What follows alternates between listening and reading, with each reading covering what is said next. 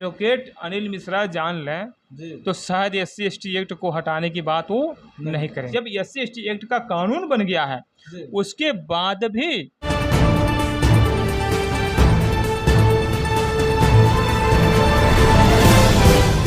साथियों नमस्कार, आप देख रहे हैं DK न्यूज़ एक्सप्रेस।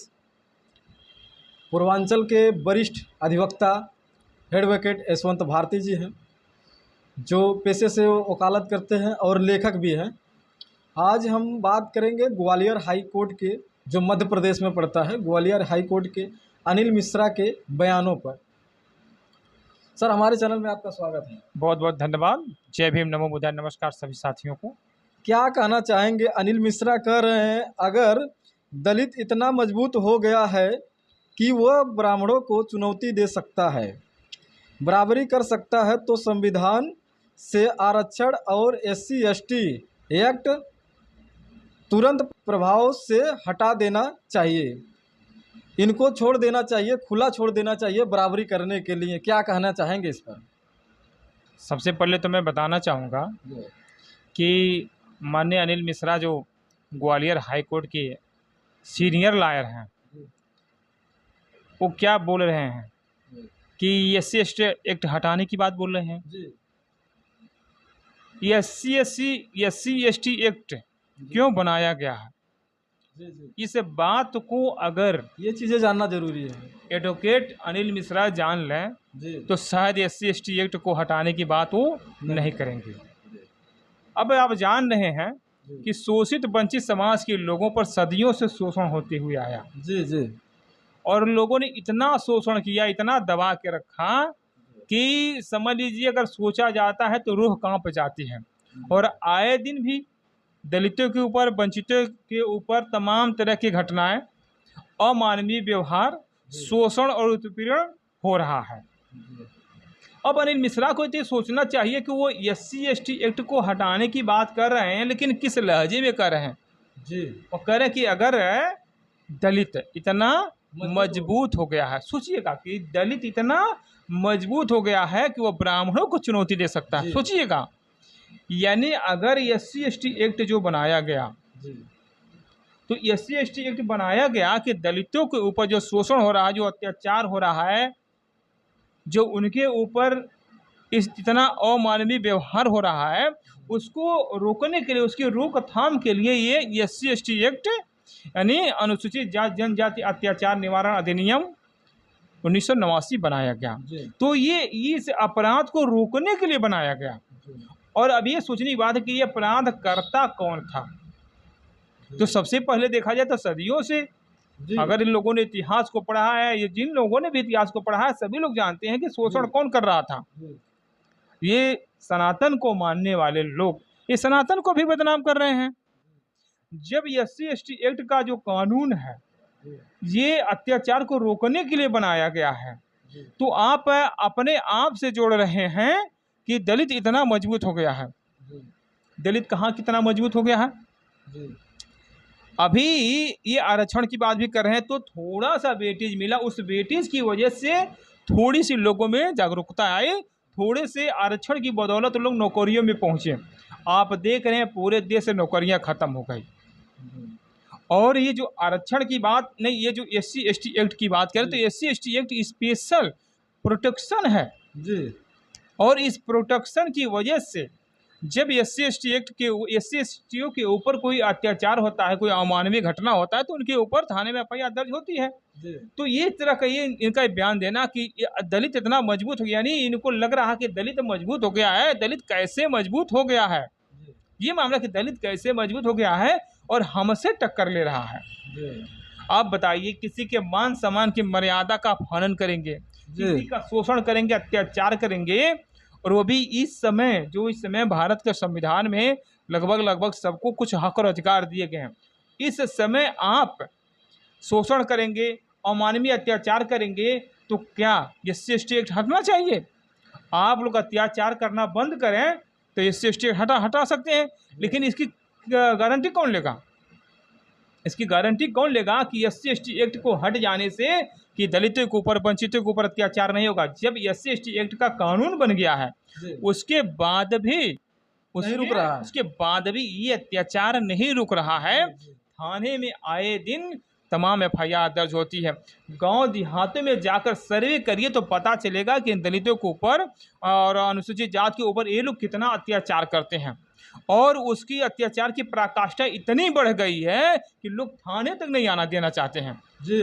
वहीं पर दबाव डलवा कर सुलह सपाटा भी करवा लेते हैं। और ऐसे मामले में और ऐसे सिचुएशन में मिश्रा जी का ये कहना, तो ये जो उनका बयान है ना कि दलित इतना मजबूत हो गया है ना, ये उनको लग रहा है कि भैया जो लोग सर उठा के चल नहीं सकते, हमारे सामने बात नहीं कर सकते, आज हमारे सामने सर उठा के बात करते हैं, चलते हैं, तो ये कैसे हो रहा है। तो ये इनकी जो सोच है ना, ये जातिवादी मानसिकता की सोच है।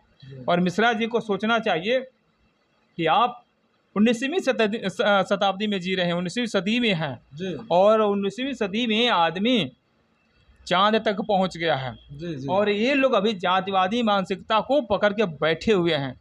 ये लोग अपने जो इसके पहले की जो व्यवस्था थी, जो पूर्व की व्यवस्था थी, उस व्यवस्था को लागू करने के लिए इस तरह का उलूल जुलूल हरकत और उलूल जुलूल बयान दे रहे हैं। क्या कहेंगे? वो कह रहे हैं आरक्षण खत्म होना चाहिए। अब अच्छा, आरक्षण खत्म, देखिए कभी कह रहे हैं कि SC ST को ख़त्म करो, कभी कह रहे हैं आरक्षण को ख़त्म करो। अच्छा, उनका आरक्षण है वो क्यों नहीं ख़त्म करने की मांग कर रहे हैं?